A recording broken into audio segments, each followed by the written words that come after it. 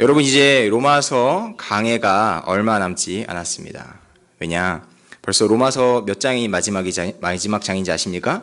16장입니다. 그런데 오늘 몇 장입니까? 16장입니다. 그래서 오늘 그리고 다음 16장 다루면 로마서도 다 보게 됩니다. 여러분, 제가 2017년 9월에 우리 고향 제일교회 교역자로 처음 왔습니다. 그래서 다음 달이면 만 2년이 됩니다. 예. 제가 여기 와서 로마서 강의를 시작했는데 이제 만 2년 만에 이제 마무리가 되어 간다는 사실이 새삼 놀랍습니다. 여러분도 놀랍지 않으신가요? 예, 시간 참 빠르게 가는 거 맞죠? 여러분, 로마서 처음에 했던 제 설교를 기억하십니까? 기억하실 리 없습니다. 2년 전이니까 당연히 기억하실 수 없습니다. 근데 로마서 말씀은 기억했으면 좋겠습니다. 로마서 1장에서 가장 중요한 말씀이 화면에 있습니다. 로마서 1장 16절인데요. 화면 함께 보시면서 읽겠습니다. 같이 읽습니다. 시작.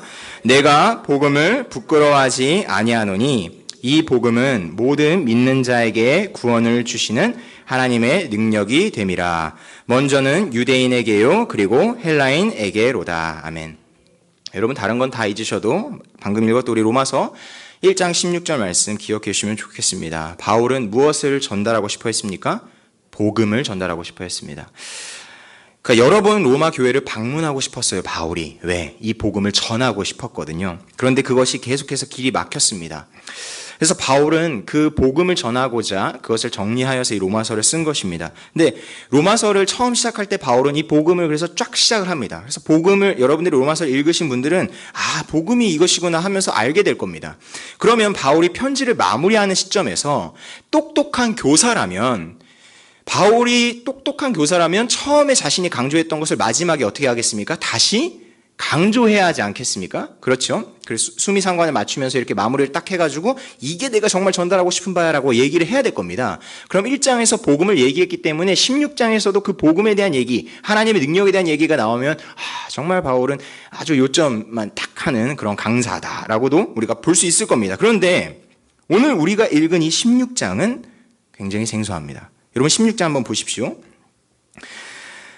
무엇이 가장 많이 나옵니까? 16장을 보시면 일단 이름이 가장 많이 나옵니다. 그렇죠. 그러니까 복음에 대해서 나오지 않고 이름이 계속해서 등장합니다. 거의 약 30명 정도의 이름이 등장하는 것을 볼 수가 있는데, 그런 인물들에게 뭐 하라고 얘기합니까? 문안하라고 얘기합니다. 여러분, 바울이 로마서를 썼어요. 복음에 대해서 정말 복음의 핵심이라고 할 수 있는, 정수라고 할 수 있는 로마서를 썼는데, 그 중대한 편지를 마무리하는 시점에서 바울은 무엇을 얘기합니까?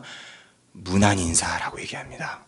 여러분, 왜 바울은 마지막을 정리함에 있어서 복음에 대한 요약이 아닌 30명에 가까운 사람들에 대한 문안 인사하라는 그러한 명령으로서 이것을 마무리하는 것일까요?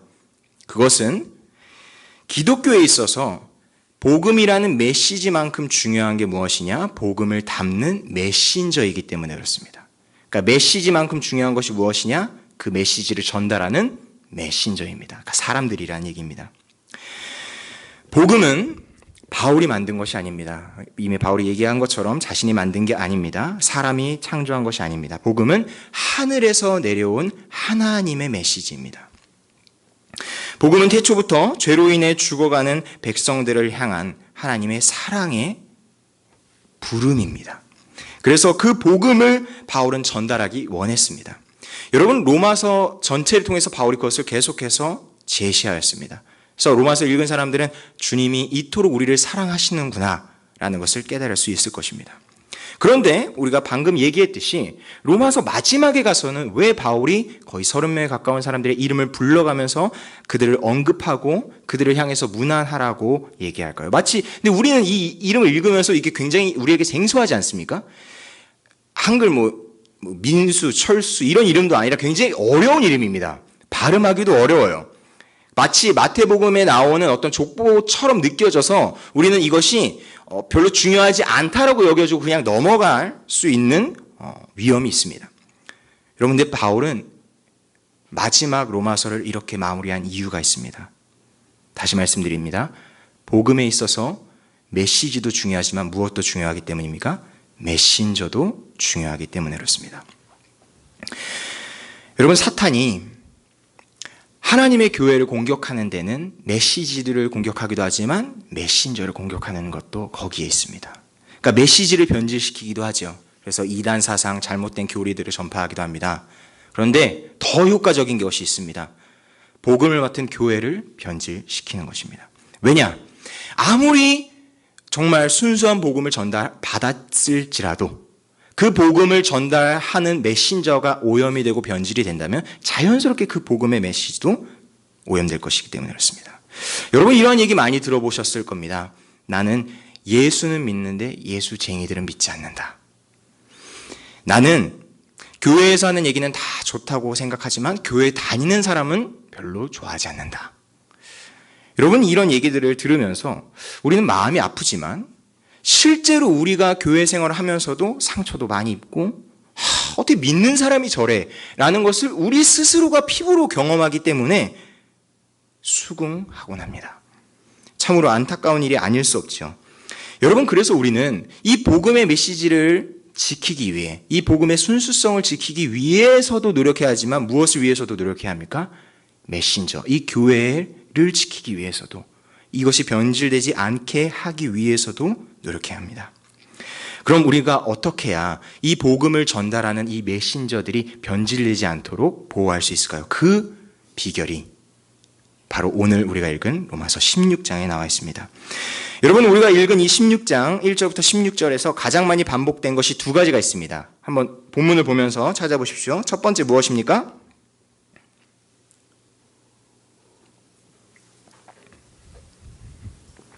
가장 많이 반복되는 구절을 찾으시면 됩니다. 1절부터 16절까지 쭉 보시면서 뭐가 많이 반복되죠? 문하나, 그렇죠. 첫 번째 문하나인데 또 많이 반복되는 것이 있습니다. 그것이 무엇입니까? 그렇습니다. 그리스도 안에서입니다. 정리하면 뭐가 많이 반복됩니까? 그리스도 안에서 문하나라, 주 안에서 문하나라 같은 얘기입니다. 그러니까 바울은 로마서를 마무리하면서 결론적으로 무엇을 얘기하냐? 너희가 무엇을 해야 되냐? 그리스도 안에서 문안하라 라는 겁니다. 왜냐? 그리스도 안에서 문안하는 것만이 교회를 변질시키지 않게 하는 최후의 방법이 되기 때문에 그렇습니다. 여러분 그럼 여러분에게 묻겠습니다. 여러분들은 그리스도의 복음을 받은 그 메시지를 받은 전달자이십니까? 아멘이 나와야 됩니다. 여기 제 시나리오상에선 여러분들이 아멘이 큰 소리로 나와 주셔야 됩니다. 그래야 제가 다음 설교를 이어갈 수 있습니다. 다시 하겠습니다. 여러분 당황해버렸어요. 근데 우리는 왜냐면 우리가 지금 교회로 모여 있잖아요. 그렇죠. 우리는 복음을 받은 자들입니다. 여러분 다시 묻겠습니다. 여러분들은 그리스도의 복음을 받은 전달자이십니까? 아멘. 그렇습니다. 그러면 다시 이 질문도 묻겠습니다. 그러면 여러분들은 그리스도 안에서 서로 무난하십니까? 네. 여러분 이건 같은 얘기여야 합니다. 무슨 얘기냐? 내가 주님의 복음의 메시지를 받았다면 나는 그 메신저로서 바울이 얘기한 것처럼 그리스도 안에서 서로 무난해야 합니다. 이게 따로 떨어져서는 안 됩니다. 내가 메시지는 받았는데 서로 무난하지 않는다? 이거는 잘못된 것입니다. 그런 의미에서 우리 옆에 계신 분들과 다시 한번 인사하겠습니다. 잘 지내고 계십니까?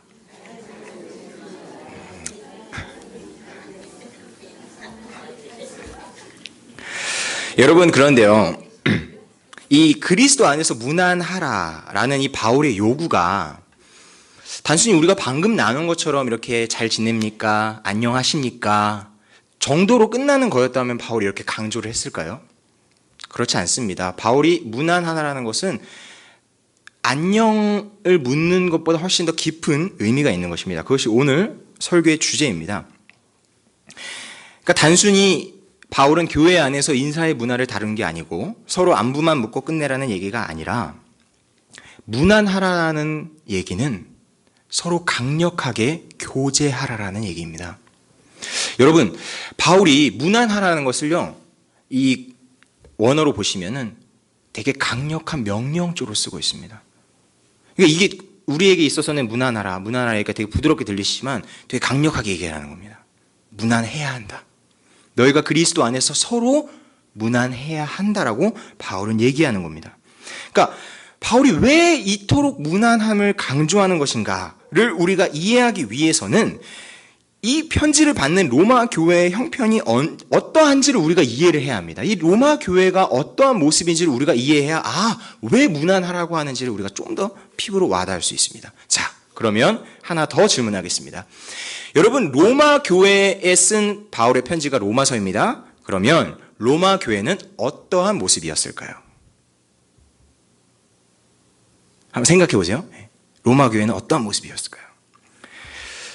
이게 로마 교회니까 로마 교회 약간 이런 느낌처럼 되게 막 성 베드로 성당처럼 막 거대한 그런 느낌이 들지 않으십니까?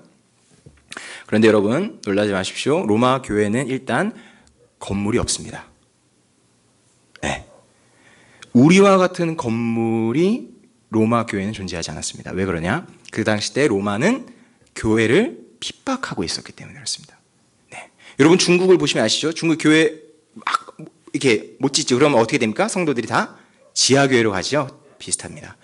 로마 교회는 무엇을 얘기하냐? 그렇게 모여 있는 교회들, 공동체들을 로마 교회라고 얘기하는 것입니다. 그러니까 건물로서 생각하시면 안 됩니다. 그럼 여러분 보십시오. 여기서 바울이 그러면 로마 교회 사람들에게 서로 무난하라라고 얘기했을 때 그것은 무엇을 얘기하는 걸까요? 그렇죠. 서로 만나서 예배드리고 벌써 막 정답이 다 나와버려가지고 설교를 지금 끝내야 되는 시점이 돼버렸는데 우리식으로 가장 비슷하게 표현하면요. 구역 모임끼리 서로 만나서 예배드리라 이런 얘기인 겁니다. 교회가 건물이 없으니까 구역만 이렇게 존재하는 거예요. 그래서 구역끼리 서로 만나서 문안하면서 서로 예배 드리라는 겁니다. 근데 정답이 바로 나왔기 때문에 제가 지금 제 히든 카드를 준비했는데 이것이 약간 무색해졌지만 그래도 소개하겠습니다. 그러니까 제가 보여드리고 싶었던 모습이 무엇이냐면 우리가 이 1세기의 교회의 모습을 잘 모르지 않습니까? 그러니까 로마 교회랑 지금 우리의 교회가 지금 몇 세기 차이 나는 겁니까? 20세기가 차이가 납니다. 그러니까 이게 차이가 어마어마하기 때문에 로마 교회에 대한 얘기를 듣지만 이게 우리 머릿속에 잘 그려지가 않습니다. 그래서 제가 작은 책을 하나 소개하고 싶은데요. 이 책은 무엇이냐면 1세기 교회 예배 이야기라는 책입니다. 이게 어떤 거냐면 그러니까 1세기 초대교회의 모습을 이론으로 설명한 것이 아니라 소설 형식으로 그러니까 픽션이죠. 예, 그러니까 허구입니다. 그러니까 막 역사적으로 막 이렇게 쓴 것이 아니라 그런데 고증을 철저하게 해서 최대한 그러한 역사적인 사실에 부합하는 모습으로 쓴 소설입니다. 굉장히 짧습니다. 근데 그 짧은 모습 가운데서도 제가 딱 지금 이 로마서 16장에 있는 분위기와 비슷한 부분을 잠깐 읽어드릴게요. 그래서 이걸 들으시면서 그 부분을 상상하시면 좋습니다. 일단 소설엔 주인공이 있죠. 주인공의 이름도 어렵습니다. 로마 시민인데 이름이 푸블리우스입니다. 이 푸블리우스라는 로마 시민이 로마에 있는 한 그리스도인 부부의 초청을 받아서 그 가정을 방문합니다. 근데 그 부부가 누굴까요? 우리 16장에서 봤는데 그렇죠. 브리스길라와 아굴라입니다. 그 집에 초청을 받은 거예요. 그래서 그 부부를 딱 만난 장면부터 제가 읽어드리겠습니다. 아굴라가 나타나자 내 친구들은 그가 문까지 다가오기를 기다리지 않고 그를 만나려고 곧바로 안으로 들어갔다. 흔히 하는 대로 남자들끼리 서로 끌어안고 입맞춤을 했는데 의례적이기보다는 다정함이 묻어났다. 어서 오세요. 환영해요. 하나님의 은총과 평화가 함께 하기를. 아굴라가 마음으로 인사했다. 아굴라님께도요. 다시 오게 되어 기쁩니다. 글레멘드가 화답했다. 그때 아주 이례적인 일이 일어났다. 아굴라가 루오디아도 끌어안고 입맞춤을 했기 때문이다. 당신이라면 아마도 남매지간이나 그와 비슷한 관계로 생각했을 것이다. 시인 마트리 알리스가 그랬어도 놀라지 않을 수 없었을 것이다. 그는 로마 남자들이 툭하면 서로 입맞춤하는 습관을 혐오했고 나도 그에게 동의하는 편이었다. 그때 브리스기가 방으로 들어왔는데 수수한 장식이 달린 화려한 색상의 모직 가운을 걸치고 있었다. 모두가 아까처럼 돌아가며 인사했다. 이번에는 내 소개와 인사도 있었다. 나는 즉시 아주 예의 바르게 감사를 표했다. 여러분 지금 읽어드렸지만 이게 지금 무슨 장면인지 이게 상상이 되십니까? 이 푸블리우스라는 주인공이 어디를 방문했어요? 브리스길라와 아굴라 집에 방문했어요. 그랬더니 뭐 하고 있습니까? 남자들끼리 서로 만나서 부끄럽지만 입맞춤을 하는 겁니다. 근데 그거 정확히 오늘 로마서 16장 16절에 나오죠. 서로 거룩하게 입맞춤하라. 그게 실제 그 모습처럼 보여집니다. 그래서 그렇게 들어간 다음에 무엇을 하냐면은 이 사람들이 서로 안부를 묻고 자기 소개를 하고 서로가 각자 이제 교제하기 시작한 거예요. 그 집 안에서. 그 다음에 이제 응접실로 옮겨지는데 그때 이 주인공이 생각을 합니다. 그때 뭐라고 생각하냐면 이제 예배가 시작되는 건가요? 하고 이제 글레멘드한테 물어봅니다. 근데 그 글레멘드의 대답이 놀랍습니다. 뭐라고 얘기하냐? 그러자 그는 나를 의아하게 쳐다보면서 입가에 미소를 띠며 대답했다. 집으로 들어오면서 실제로 예배는 시작되었지. 네. 여러분 이 장면을 여러분들이 이렇게 저처럼 이렇게 그려줬으면 좋겠는데 1세기 때는 교회 건물이 없잖아요. 그래서 예배를 드리기 위해서 어떻게 해야 됐습니까? 가정을 방문해야 했던 것입니다. 그래서 가정을 방문해서 서로 거룩하게 입맞춤으로써 서로의 다정함을 표현하고 그 안에서 서로가 서로의 안부를 묻고 정말 교제가 이루어지는 것이죠. 그리고 이제 식당으로 들어가는데 실제로 거기서 무엇을 하는 것이면 성찬을 하게 됩니다. 근데 이런 얘기가 이제 이 책 가운데 계속해서 나오게 돼요. 근데 이 주인공이 뭐라고 묻습니까? 이제 예배가 시작되는 건가요? 라고 물으니까 뭐라고 대답합니까? 집에 들어올 때부터 이미 예배는 시작되었지. 저는 여기서 전율이 확 올라오는 거예요. 왜냐하면 우리가 기본적으로 생각하기로 저도 그렇습니다. 이게 너무 오랫동안 그렇게 됐기 때문인데 예배는 어디서만 드려지는 겁니까? 교회에서만 드려지는 것이고 또 예배는 교회에서도 언제 드려지는 겁니까? 무언가 그 예배 시간 그때 드려진다라고 생각하지 않습니까? 그런데 실제 예배는 어디서부터 시작이 되느냐? 이 초대교회를 묘사하는 것에 의하면 우리가 만났을 때부터 시작이 되는 겁니다. 그러니까 예배가 만났을 때 이루어지는 것이에요. 그러니까 우리는 우리의 현대교회와 이 초대교회를 묘사한 모습을 보면서 두 가지 차이점을 발견할 수 있습니다. 첫 번째는 무엇이냐? 서로 모른 척 할 수 없는 관계라는 겁니다. 그러니까 일단 교회 안에 들어오면, 죄송합니다. 서로 모른 척 할 수가 없습니다. 왜요? 교회 안에 들어온 사람은 다 어떻게 해야 돼요? 거룩함으로 입맞춤을 해야 됩니다. 모른 척 할 수가 없어요. 그렇죠? 하면서 막 이렇게 입맞춤하지 않을 거지 않습니까? 그렇죠? 다정함이 묻어나온다고 얘기했습니다. 그리고 실제로 학자들도 거룩한 입맞춤이라는 것은 정말 그 애정을 표현한다고 얘기하거든요. 그러니까 여러분 상상을 해보십시오. 우리 교회 가운데 새로운 신자가 이렇게 초대받아서 들어온다. 거룩하게 입맞추실 수 있겠습니까? 제 말은 진짜 입맞추라는 얘기가 아니라 모른 척하지 않고 다정하게 그들을 대하실 수 있겠냐라는 얘기입니다. 그게 우리 안에 있어야 됩니다. 네. 떨리네요. 있어야 합니다. 제가 청년부 시절에 회장하고 청년부 간사도 하고 청년부를 굉장히 많이 했었습니다. 근데 저 정말 존경하는 형이 있었어요. 그 형은 새신자 팀이 원래 교회에 따로 구성이 되어 있잖아요. 그래서 새로운 사람들을 맞이해주는 그런 팀이 있었습니다. 근데 그 형은 그 새신자 팀에 속한 사람도 아니었어요. 그런데 가장 많이 새신자들을 반겨주는 사람이었습니다. 근데 그 형이 얘기한 명언이 있어요. 그게 뭐냐? 우리가 교회에서 모르는 얼굴이 나와요. 그러면은 그 사람은 어떤 사람인 겁니까? 내가 모르는 사람, 나와 만나지 않은 사람, 이 사람들인 거잖아요. 처음 방문한 사람, 이런 사람들이잖아요. 근데 그 형에게 있어서 모르는 사람은 어떤 사람이냐? 내가 알아가야 하는 사람. 네. 그러니까 마인드가 완전 다르다는 걸 느끼실 수 있죠. 그러니까 내가 딱 모르는 얼굴이 나왔어요. 그럼 내가 모르는 사람이구나 하고 모른 척하게 되죠. 그게 우리의 자연스러운 모습이지 않습니까? 근데 이 형은 모르는 얼굴이 딱 등장해요. 그럼 저 사람은 뭡니까? 내가 이제 알아가야 할 사람인 거예요. 그러니까 새신자 팀이 아님에도 불구하고 새신자를 가장 많이 반겨줘서 이 형이 새신자 팀 팀장이냐고 오해를 받을 정도인 겁니다.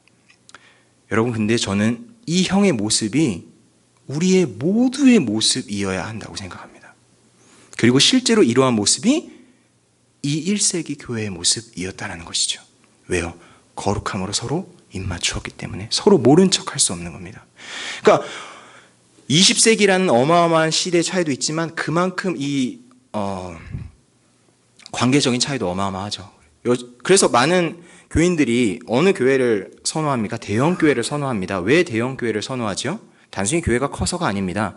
무엇이 보장되기 때문일까요? 익명성이 보장되기 때문에 그렇습니다. 내 이름을 알려주지 않아도 돼요. 수천 명, 그렇죠? 더 많게는 10,000명 이상 모이는데 이름 어떻게 다 합니까? 그러니까 익명성이 보장이 되는 거예요. 그러니까 내가 가도 내가 누군지를 아무도 몰라요. 그냥 거기서 편하게 예배 드리고 집으로 올 수 있는 교회를 현대인들이 찾습니다. 근데 사실 그러한 추구는 실제로 주님이 원하시는 교회에 대한 모습은 아닌 것이죠. 주님이 의도하신 교회의 모습은 어떻습니까? 두세 사람이 내 이름으로 모인 곳에 나도 함께 있다. 여러분, 두세 사람이 모였는데 서로 모를 수가 있나요? 맛있는 음식을 먹으면 둘이 먹다 하나 죽어도 모를 수 있지만 모를 수 없는 관계인 겁니다. 여러분, 이것이 바울이 무난하라고, 그리스도 안에서 무난하라고 한 얘기의 첫 번째 의미입니다. 그리스도 안에서 모른 척 할 수 없습니다.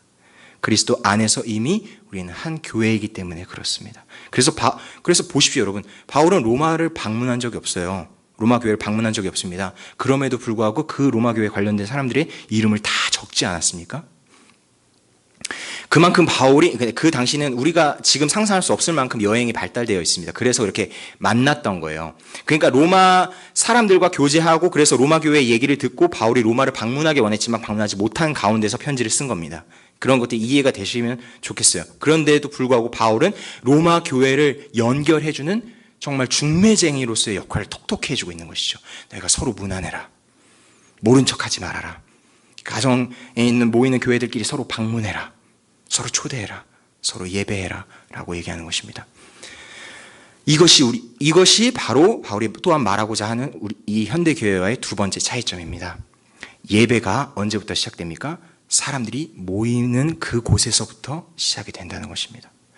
그러니까 여러분, 구역 예배는 정말 예배인 것입니다.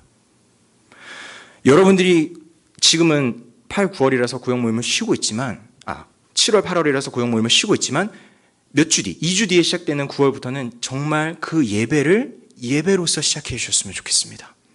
그것을 귀하게 여겨주셨으면 좋겠습니다. 그리고 바라옵기는 누가 시키지 않아도 연합 구역 예배가 막 일어났으면 좋겠습니다. 서로 무난하는 것이죠. 우리가 로마서 16장 말씀을 듣지 않았느냐? 무난하자. 그래서 너무 큰 바람인가요?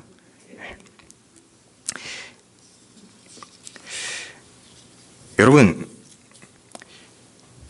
이 1세기 교회의 모습과 우리 현대교회의 모습이 사뭇 다르다는 것을 여러분들이 발견하셨지요. 그런데 우리가 그렇다면 그렇게 다른 모습으로 살아가야 하는가? 그렇지 않습니다. 우리도 충분히 예수님께서 의도하신 공동체의 모습으로 살아갈 수 있습니다. 왜냐? 그것이 교회의 본질이기 때문에 그렇습니다. 여러분, 이것을 위해서 이제 결론적으로 적용을 말씀드리고 설교를 마치려고 합니다.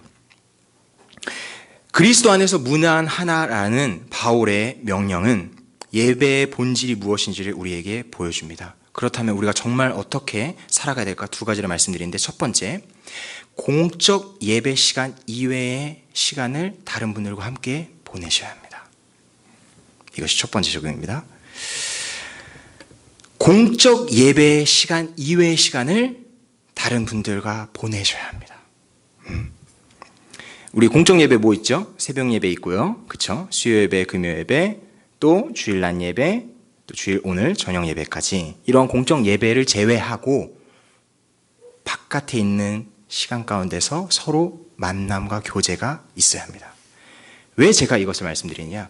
제가 중고등부를 담당하고 있기 때문에 그렇습니다. 제가 중고등부 아이들을 계속해서 만나면서 한 가지 깨닫게 된 게 무엇이냐면, 저희 예산말을 써서 죄송합니다. 주일 예배로는 쇼 붙일 수 없습니다. 무슨 얘기인지 아시겠습니까? 중고등부 아이들을 변화시키기 위해서는 주일 낮 예배 1시간으로는 역부족합니다. 사실 좀 너무하지만 아무것도 이루어지지 않습니다. 아무런 변화도 이루어지지 않아요. 첫 주 때 만났던 사람과 50주 이후에 만났던 사람이 똑같습니다. 같은 얘기를 계속 반복해서 들을 뿐이고 같은 인사를 반복해서 할 뿐입니다. 어떻게 하면요? 주일날 딱 1시간만 만나면 그렇게 됩니다. 여러분이 만약에 어떤 운동을 한다.